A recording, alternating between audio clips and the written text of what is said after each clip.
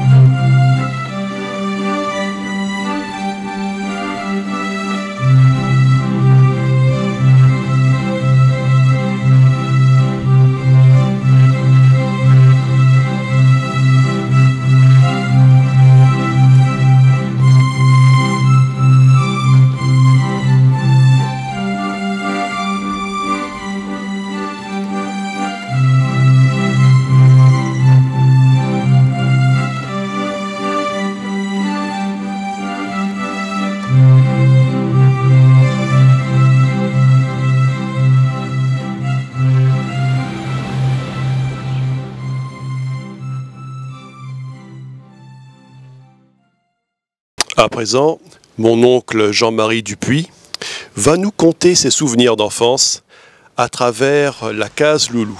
Loulou était une institution. Et il y avait le papa et la maman qui étaient à l'origine de tout. Et ils avaient toutes les barques de Saint-Gilles leur appartenaient ou presque. Et ils pêchaient donc le poisson et ils le revendaient. Et notamment du poisson rouge magnifique. Et ça... il n'y avait que là qu'on trouvait ça. Puis Loulou s'est agrandi. Il y a eu le fils qui a pris la suite du papa et de la maman. Et le fils a adjoint à son commerce un cinéma qui était à l'étage. Et on allait, moi je n'y allais pas, mais mes cousins qui étaient plus âgés que moi y allaient. Cinéma à l'étage où on passait des films qu'on pouvait voir à Saint-Denis avant, bien entendu. C'est une grande famille de Saint-Gilles. Je suis ici devant la case Loulou, cette case emblématique, cette boulangerie qui est au cœur de l'histoire de Saint-Gilles. Je suis avec monsieur Mathias de l'entreprise Terrassement. Bonjour, monsieur Lesport Gonville Mathias. Ingénieur de travaux et associé dans l'entreprise Sud Terrassement, spécialiste dans les travaux de démolition et de dépollution et de curage. Et là, on peut voir le Caterpillar qui est en train de déblayer les débris. Il y a eu un terrible incendie, c'était hier. Et voilà, et tout le monde est sous l'émotion. Et justement, je pense que vous aussi, avant tout, c'est l'émotion qui a dû vous gagner. Tout à fait, c'est l'émotion qui nous a d'abord gagné. On a été appelé hier dans l'urgence par les experts de chez Loulou et on nous a demandé d'intervenir au plus vite pour réaliser d'abord dans un premier temps une phase de protection et sécurisation de l'ensemble des abords de l'opération. Ensuite, on a sécurisé l'ensemble du bâtiment qui semblait s'affaisser. Donc on a neutralisé les dangers à l'intérieur du chantier. Et là maintenant, vous voyez derrière nous qu'on est en train de réaliser le curage et l'évacuation des déchets incinérés. Dans les photos, j'ai vu qu'il restait encore des restes de charpente qui étaient calcinés, malheureusement. Voilà. Et donc il a fallu détruire ces restes parce qu'elles ne pouvaient plus soutenir le bâtiment. Tout à fait. La structure qui restait en place était instable et risquait de s'affaisser et d'engendrer un risque sur la voirie. Donc nous avons d'abord sécurisé l'ensemble de la voirie. Ensuite, nous avons sécurisé le bâtiment par un abattage. Donc on l'a démoli. Et ensuite, on a fait un tri sélectif des déchets, notamment les déchets qui étaient encore non incinérés et les déchets de tôle et les DIB, les déchets industriels banals et les ultimes que nous avons derrière nous. Donc tout ça, c'est trié et évacué après en centre de tri.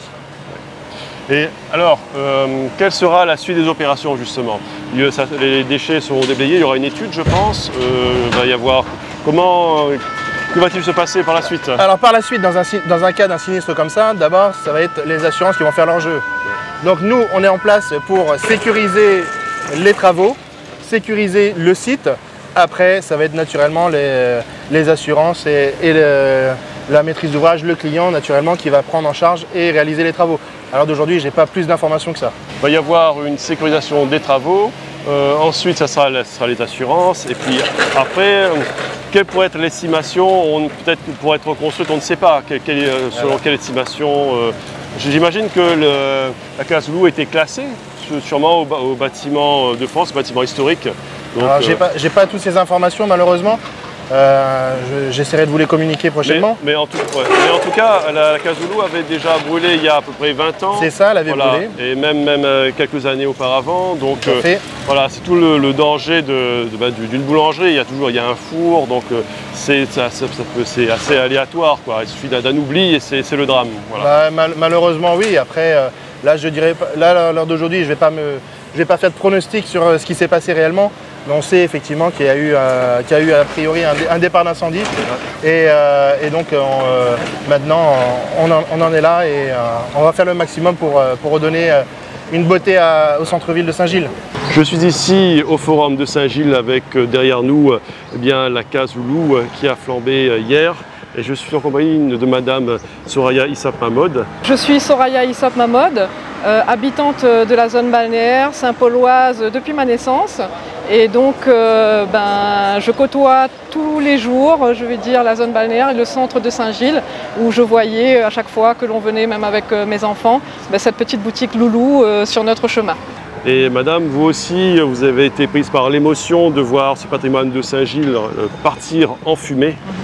Tout à fait. Voilà, parce que la Case Loulou, c'est beaucoup de souvenirs, ça va au-delà de la boulangerie, c'est une figure de Saint-Gilles, une figure historique, voilà, au-delà des samoussas, au-delà des bonbons piments. Il y a vraiment un attachement très fort des Saint-Gillois, des Réunionnais vis-à-vis de Loulou. Tout à fait. Nous, on avait l'habitude, à chaque fois qu'on avait de la famille ou des amis qui venaient de métropole, de les emmener au sein de Loulou pour leur montrer un peu la culture, le patrimoine, la gastronomie réunionnaise. Et la première chose que la famille et les amis en métropole m'ont indiqué, c'est la vidéo qui annonçait que c'était en train de flamber, l'incendie. C'était hier après-midi. Moi, je l'avais appris depuis le matin et ça nous a tous émus parce que c'est quand même une vitrine de la Réunion, même, pas que Saint-Paul, pas que Saint-Gilles. C'est un établissement qui est connu et le voir partir en fumée comme ça en quelques instants, ça a été mémorable. Ouais. Oui, c'est un patrimoine de la Réunion, c'est un symbole aussi parce que il y a aussi du merchandising autour de Loulou, on vend des tasses avec la boutique Loulou, c'est connu en métropole et c'est connu peut-être aussi peut-être dans le monde, parce puisque les touristes, lorsqu'ils reviennent de la Réunion, ils ont cette image emblématique de la Case Loulou. Voilà, c'est devenu indissociable à la fois de la culture réunionnaise, mais aussi du tourisme. C'est une image d'Épinal incontournable du tourisme aussi. Tout à fait, et puis l'architecture particulière de Case Créole, l'image était vraiment diffusée partout dans le monde entier pour montrer ce patrimoine architectural et vraiment j'espère qu'ils pourront repartir de zéro, reconstruire à l'identique, quoi. Voilà. Oui, c'est ça, garder ce cachet réunionnais, cette identité à travers leur petite boutique.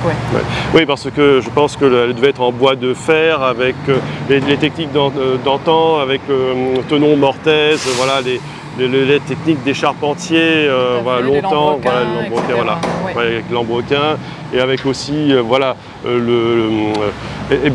bois avait été remplacé par la tôle, mais cette tôle peinte en bleu turquoise, c'était vraiment, c'était comme une friandise, on va dire. Tout à fait. Oui, elle était très remarquable dans le paysage de la zone balnéaire. Nous, on voyait, tous les dimanches matins, il y avait la queue pour acheter les bonbons spécifiques du magasin. Donc c'était vraiment quelque chose d'intégré, en tout cas, dans ce paysage. Et il va nous manquer, en tout cas, le temps qui ne sera pas là. Très bien. Bien, madame, je vous remercie. Merci à vous.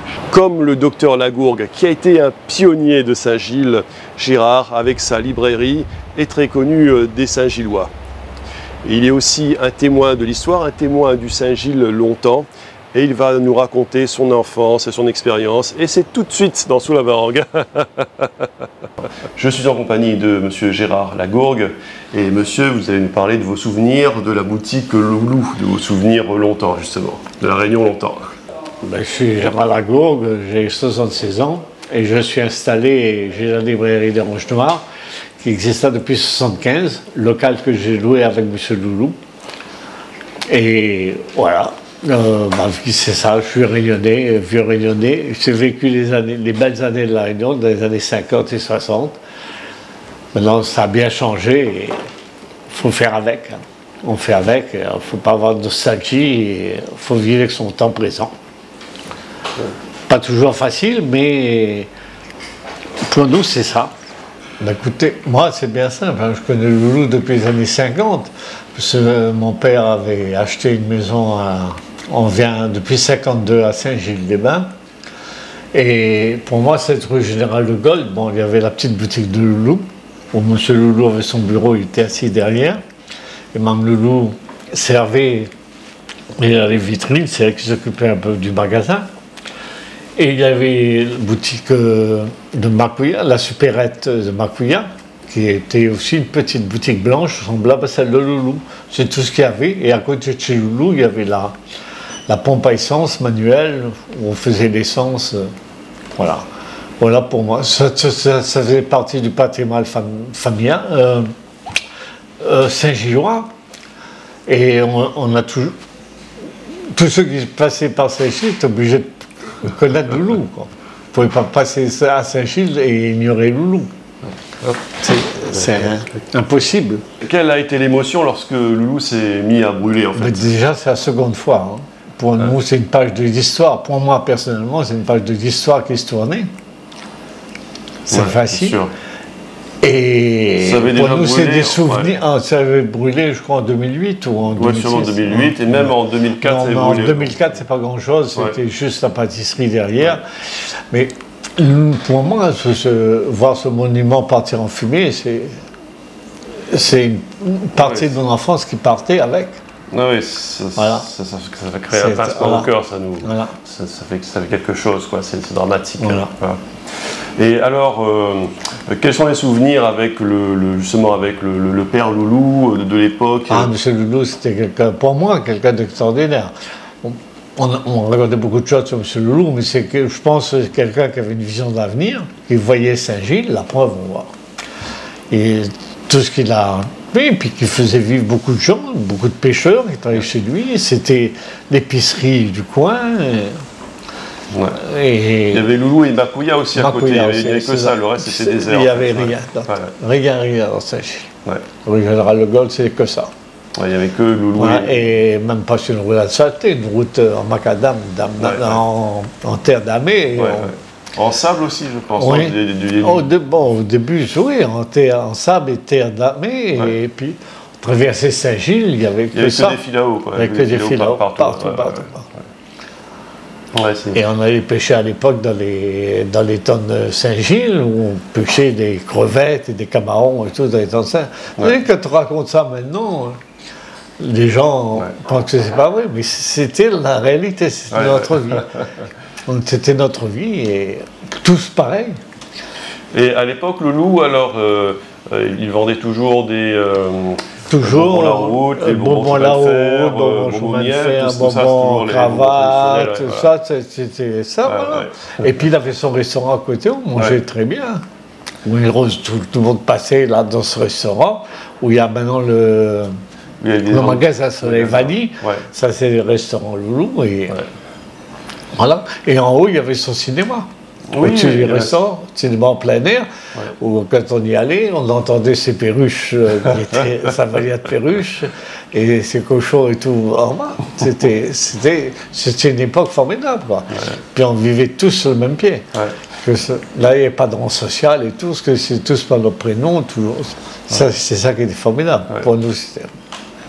Et le cinéma à l'étage, c'était vers 1950, par là, je pense, dans les années 50-60. Voilà.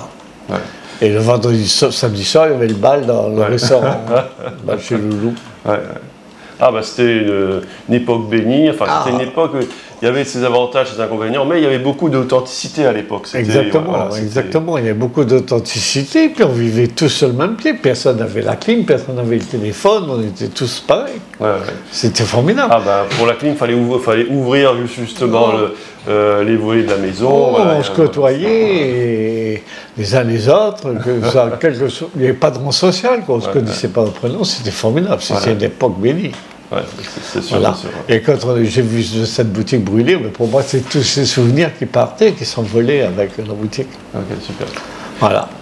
Et tout ce que je leur souhaite, c'est qu'elle puisse être reconstruite et que Loulou continue à vivre. Ouais. Parce que Loulou était connu plus que... Pas que sur le plan réunionnais, en métropole, tout le monde peut en parler, et tout le monde qui est passé par la Réunion connaissait Loulou. Ouais. Ah, c'est vrai qu'il y avait un rayonnement aussi jusqu'en métropole. Bien sûr. C'était une image. On va dire que Loulou, c'est l'un des porte-drapeaux du tourisme réunionnais. C'est pas l'un de... Oui, c'était le porte-drapeau à l'époque de Saint-Gilles. Saint-Gilles, c'est le porte-drapeau de Saint-Gilles. C'est la tête de proue, du navire. Voilà. Gérard Lagourgue, merci. Voilà, j'ai pas grand-chose d'autre à raconter, sauf plein d'émotions. Nous prions pour que la casse Loulou, tel le phénix, renaisse de ses cendres. Et moi, je vous souhaite une bonne journée et je vous donne rendez-vous pour un prochain numéro de Sous la Varangue. À très bientôt.